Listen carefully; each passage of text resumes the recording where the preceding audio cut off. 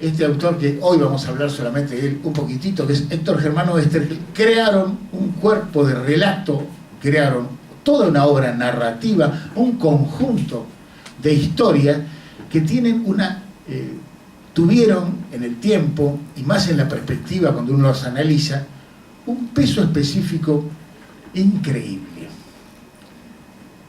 Nadie podría llegar a sospechar que 50 o 60 años después estaríamos hablando de esto acá. ¿Por qué?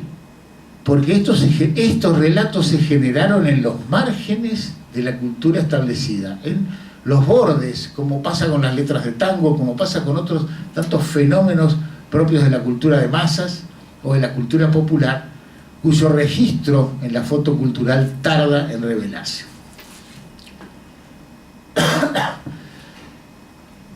Las revistas de historietas eran en general semanales, y la estructura habitual del relato era el folletín. Eso venía de una larguísima tradición que tenía que ver con las revistas inglesas y con la publicación de las historietas en los diarios norteamericanos, que eran entregas diarias.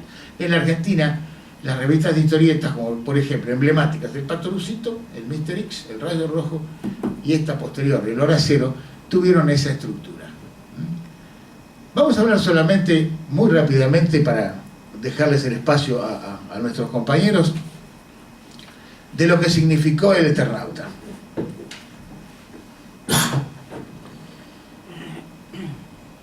En la Argentina de los años 50, la ciencia ficción como género era un fenómeno absolutamente nuevo. Tengan en cuenta ustedes que en el 55 recién se publican, aunque era un libro de publicación reciente en Estados Unidos, se publican las Crónicas Marcianas en el Minotauro, con una muy buena traducción, y el prólogo borgiano, el prólogo de Borges. La ciencia ficción era en ese momento, ¿cómo podríamos decir? La niña bolita de la literatura popular norteamericana, en aquel entonces. El género de ciencia ficción, además, en el cine,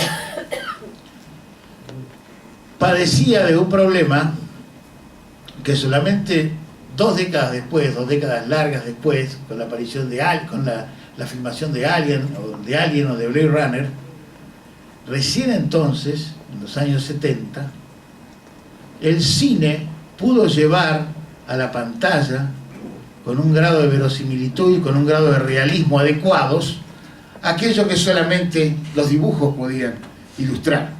Si uno ve y se ríe con los seriales o con las series o con los episodios de Flash Gordon que suelen pasar a veces por la tele, es porque los dibujos de Alex Raymond de los años 30 no podían ser representados adecuadamente, no había tecnología que permitiera mostrarlos adecuadamente en la pantalla.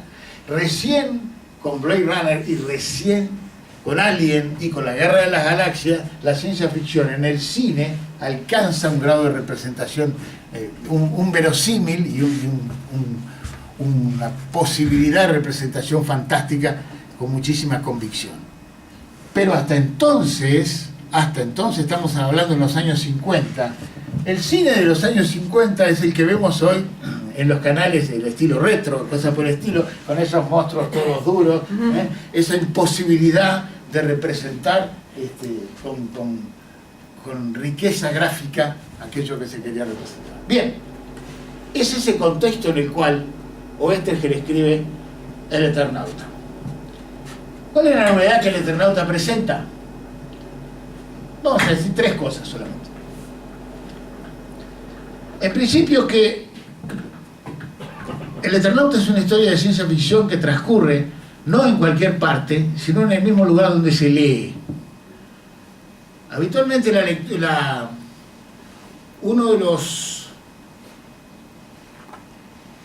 una de las constantes, podríamos decir, en el universo de la aventura, en el universo del imaginario, en el universo de la fantasía, pero quedémonos con la palabra aventura. La aventura habitualmente es sinónimo de exótico, es decir, aquello que transcurre en otro lugar y en otro tiempo.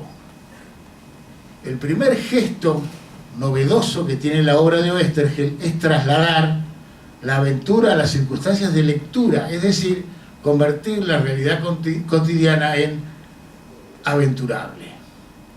Es decir, que las circunstancias en las cuales vos vivís tu vida cotidiana puede ser la puerta para lo fantástico.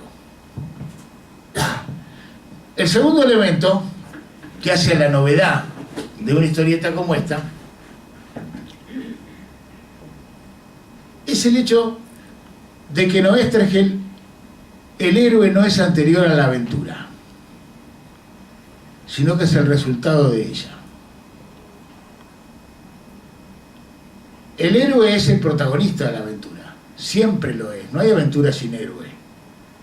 Pero suele suceder que el héroe apolíneo, el rubio que se queda con la chica, el más fuerte, el más lindo, suele anteceder al episodio mismo de lo que transcurre. En Oesterheld no. En Oesterheld el héroe, cuando llega a serlo, es el hombre común. Es el hombre común puesto en una circunstancia extrema.